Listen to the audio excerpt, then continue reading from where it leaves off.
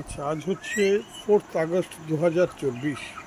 এখন আমি আছি নিবারকপুরের মহাজাতি সদনের মহাজাতি পরিষদের পেছনেই যে পাল বাড়ি, সেখানেই এই ঠাকুর এখন সামনেই মা মনসার পুজো আছে, সেজন্য এরা মা মনসার ঠাকুর নিয়েই ব্যস্ত আছে।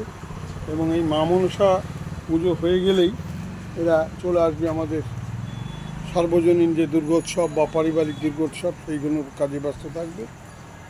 এখন এই পাল সম্প্রদায় আছে, কুমোরটুলিতেও আছে এবং লোকালেও আছে, তারপরে আমাদের লেলিনগড়েতেও আছে। তো এগুলো হারিয়ে যাচ্ছে এই শিল্পটা। মধ্যপ্রদেশেও দেখেছি আমাদের পরিচিত পালেরা বীরনগর থাকে, বাংলাদেশ থেকে সেটা বীরনগরই করেছে, মধ্যপ্রদেশে বিলাসপুরের দিকে যায় কাজে। কিন্তু এই যে সমস্ত ছেলে পেলে বিশেষ করে লেখাপড়া শিখছে, তারা আর এই কাজের মধ্যে আর থাকতে চাইছে না। আস্তে আস্তে যে আমাদের যে পুরনো ঐতিহ্য, সেটা আস্তে আস্তে বিলুপ্তর পথে হয়তো হয়ে যেতে পারে। তবু যারা টিকিয়ে রাখছে তাদেরকে অসংখ্য ধন্যবাদ বা বড়দের প্রণাম বা ছোটদের আশীর্বাদ ভালোবাসাটা জানানো অবশ্যই প্রাপ্য তারা।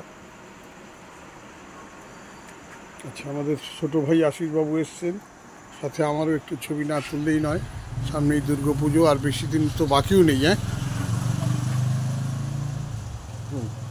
এটা তোমার আমার ছবিটি হচ্ছে। সবাইকে অগ্রিম শুভ শারদীয়ার অভিনন্দন জানাই। যদিও বাসি নেই, তবু সামনে যত দিন গড়াবে মা